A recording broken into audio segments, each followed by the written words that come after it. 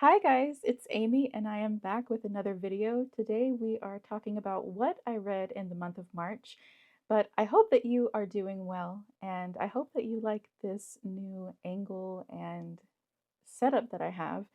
I know we're in the same space, but I'm using a new camera and I kind of like being closer to the camera, closer to you guys. So hopefully that looks good to you. I hope you're doing well. Let me know how you're doing in the comments and let's get into the books that I read. First off, in the beginning of March, I read After You by Jojo Moyes. This is an adult fiction, women's fiction. There's a little bit of romance, but this is the sequel to Me Before You. You might be familiar with the movie. I read the book, I haven't seen the movie, but if you're not familiar with it, it is about a woman who becomes a caretaker for a paraplegic and the relationship that they develop throughout the book. Um, it is kind of a sad book, the first one, and the second one definitely has a lot of emotions. But before I get into that, I gave this 3 stars. I didn't like it as much as the first book. It's just kind of a different situation, but I still enjoyed it. I enjoyed getting to continue with our female main character. And it is sad and intense sometimes. It deals with some different issues, like there's a teen character where she's dealing with a lot of teenage issues and family issues. There is some harassment that happens in this book. There's discussion of suicide and grief. So there's a lot of like kind of trigger warnings that come with this book. But I don't want you to think it's like brutal or anything like that. It can be intense sometimes. I still enjoyed it. Again, I didn't enjoy it as much as the first book. But if you liked the first book, if you liked Me Before You, you might like this book as well. It really just kind of depends on if you're more into the romance or the characters. I can't really say definitively if you would like it or not. But I enjoyed it. I enjoyed getting to continue with the characters. Next on my list is probably my favorite read from this month, and that is The Royal Assassin by Robin Hobb. This was a 5-star read for me. It is an adult fiction. This is the second book in the Farseer trilogy by Robin Hobb, and I just I absolutely love this series. We're already reading the third book. I've been reading this with my husband, Zach, and we have just absolutely been loving it. Robin Hobb's writing is amazing. This series, it's kind of like medieval inspired. There's definitely violence. There's some like closed door spice in this book. Unlike in the first book, there really wasn't any spice or anything like that. There is a little bit in this book.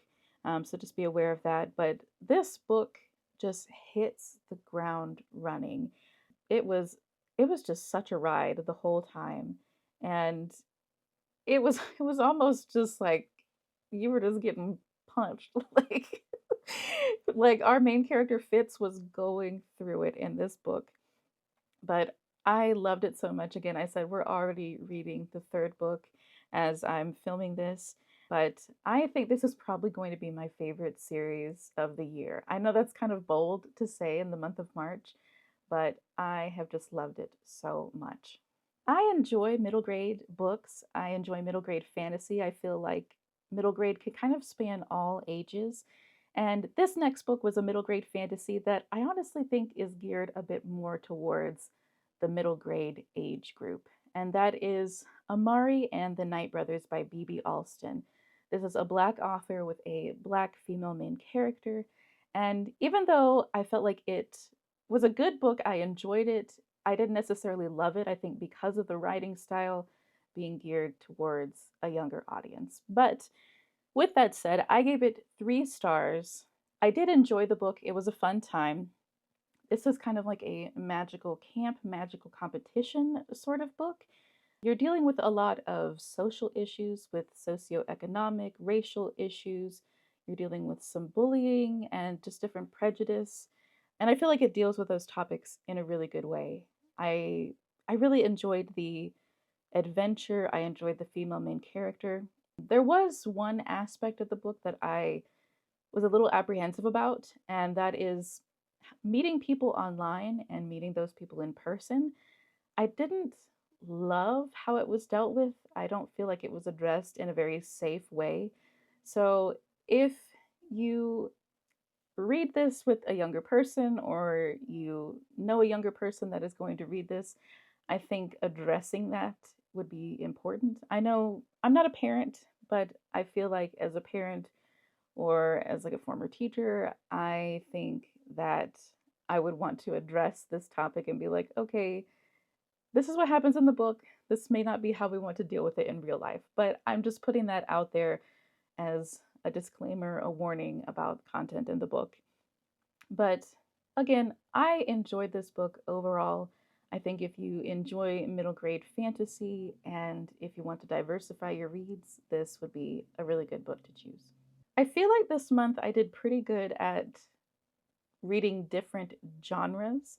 And this next one is an adult romance book. It is Happy Place by Emily Henry.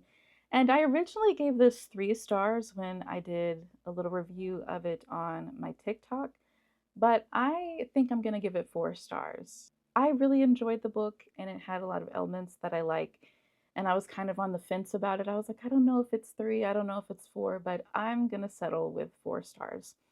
This is an adult romance, second chance romance. There is kind of a found family aspect to it. And I really enjoyed the setting. It was kind of a vacation setting in like New England. I really enjoyed the friendships. I enjoyed the romance. I really enjoyed how the author created depth in the characters. And I feel like that's not present in a lot of modern romance books, contemporary romance books. So I understand why people really enjoy Emily Henry's writing. This was my first Emily Henry book, and I definitely want to read more of her romance books. I know I have Book Lovers on my shelf, and hopefully I will be able to get to more of her books soon. But with all of that said, there was an aspect of the book that I didn't necessarily love, and that was kind of the miscommunication that was going on in the book. And that was between the romantic characters and the friendships in the book. I still feel like, even though miscommunication can be annoying sometimes, it was done in a realistic way where I could get on board with it. But if you find miscommunication annoying, you may not enjoy this book. I know some people have said in my discussions with people on TikTok that this isn't necessarily their favorite Emily Henry book. There are others that they really enjoy, but still, I really enjoyed the writing and I would recommend it if you're looking for a contemporary romance. My next book is an adult fantasy that has really complex politics and magic, and that is The Mask of Mirrors by M.A. Carrick. This is a writing duo, and I feel like they both brought a lot to the table because there is so much going on in this book. But this is the first of the Rook and Rose series. I believe there's 3 books, and again, it's an adult fantasy with really complex magic and politics. There's a vast cast of characters, and thankfully, there was like a list of characters in the back of the book, and there was a glossary of terms in the back of the book because there's a lot going on, there's a lot of details. But this is a Venetian inspired world. We have a female main character, and she is trying to con this noble family and kind of attaching herself to their fortune for her and her sister. You're dealing with multiple noble families. It is kind of a complicated, like, council government and dealing with different families that manage different charters of the city, and you're navigating wealth and poverty, so like a complicated class system, and you're dealing with different nationalities. So there's a lot of prejudice in this city where the book is taking place. So there's a lot of tension going on. And the magic is multifaceted, it is complicated. You're dealing with numerology based magic, you're dealing with tarot card kind of based magic. And there's even some like dream magic, and all of it is dark and mysterious. It's very intriguing, but I definitely found myself constantly having to go back to the glossary and try to get an understanding of what was going on. But even with the confusion that I faced reading this book, there were many times when I felt confused and a little overwhelmed. I still really enjoyed the book. I found myself wanting to make time to read it. And I'm always reading at least like 3 books at a time. And I'm always wanting to make time for reading, but I specifically was wanting to come back to this book because I was wanting to understand. I was wanting to know what was going to happen next because there is a bit of a mystery element to this book. There's a lot of different subplots going on, and I just really enjoyed it. And I already have the sequel of the series borrowed from my library. It's in my living room. So if that doesn't say how much I enjoyed it, I don't know what does. But if you're looking for an adult fantasy with complex politics and complex magic, I would definitely recommend this. I am not a huge sci-fi person, but I have been known to dip my toes into the genre. And I read a book that was on my TBR for the year, and it is a sci-fi novella. It is This Is How You Lose the Time War by 2 authors, another duo, by Amal El Motar and Max Gladstone. Again, this is a sci-fi novella. It has a sapphic romance between 2 soldiers on opposite sides of this like futuristic time war. It is a very weird, strange, interesting book. I don't even know how to fully put into words the experience I had in this book. You're dealing with 2 different characters who are kind of writing letters to each other over the expanse of time. And it is a complicated kind of world that is falling apart due to this time war. It was confusing sometimes. It was interesting. It was definitely an interesting read, but it was complex sometimes. And I don't want to give the ending away, but just know that you're getting into kind of a strange and dark kind of world. The letters themselves are they are like romantic and then really conflicted at the same time because these 2 characters are on opposite sides of this war fighting each other. But I feel like it's done in such a compelling way. But I honestly feel like I don't have full words for this book. But I did give it 3 stars. I liked it. I didn't necessarily love it, I think because I was confused at times. But if you're looking for kind of a sci-fi novella with some interesting kind of time travel and a little bit of romance in there, something that's a little bit dark and strange, I would recommend this book. My last book for the month is actually an advanced copy that I needed to read before April 2nd when it is coming out on shelves, and that is A Short Walk Through a Wide World by Douglas Westerbeek. I hope I'm pronouncing that right. This is a book that's kind of hard to categorize. It is sort of historical fiction, literary fiction with kind of a fantasy magic realism element. I know that's a lot to describe it. I definitely feel like it could be put probably more in the literary fiction section of your library or bookstore. But there's definitely like a historical fiction aspect to it, and there's definitely magic in it as well. So do with that description what you will, but this was a 5-star read for me. This is the one 5-star that I had this month, or no, my second 5-star that I had this month.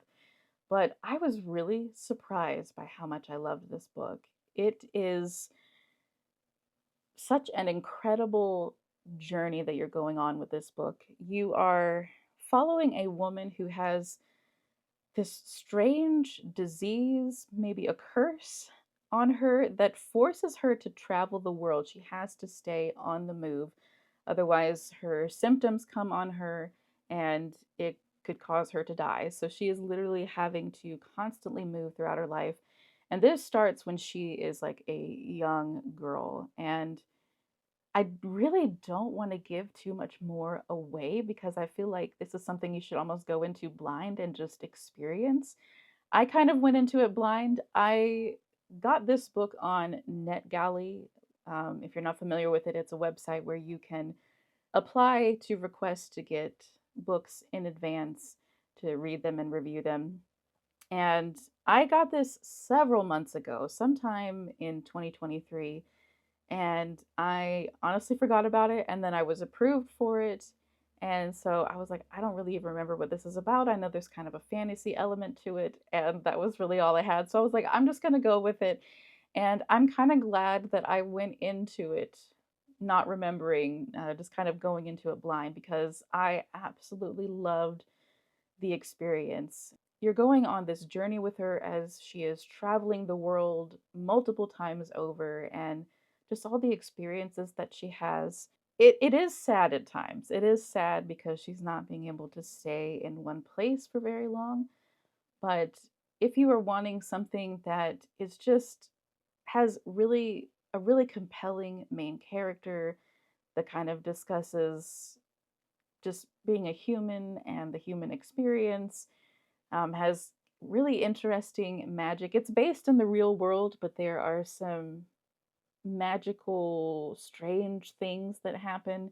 Just kind of, if you're wanting kind of an adventure story, I would definitely recommend this book. I feel like this might be one of my favorite reads of the year, and I know I'm making big claims in this video, even though it's just March going into April, but it was just that good. It was really that good. And I'm not huge on literary fiction. There are books that I've read in the past in that genre that I have really enjoyed. I'm not even a huge historical fiction person, but this just kind of stands on its own in a special category. Douglas Westerbeek's writing was really easy to read. I felt like I got through it pretty fast. It only took me a few days to read, but he just creates such an interesting world and you feel really connected to the character and her experience. So, if you're looking for something like that that's just going to tug on your heart and just take you on a ride, I would definitely recommend this book. So, guys, that was everything that I read in the month of March. I think that was 7 books. Not as much as I read last month, but I really felt like this was a good reading month. I read stuff that was a little bit out of my comfort zone. I read a vast variety of genres. We diversified our reading, and I feel like it was pretty good. And I checked off, I think, 2 or 3 different books that were on my, yes, 3 different books: The Mask of Mirrors, This Is How You Lose the Time War, and Amari and the Night Brothers. 3 different books that were on my TBR for this year. So I did pretty good this month. But let me know what you read this month. What was your favorite read? I definitely want to know in the comments. And if you've read any of these or are wanting to, let me know as well. And I'll chat with you in the comments and see you soon. Bye.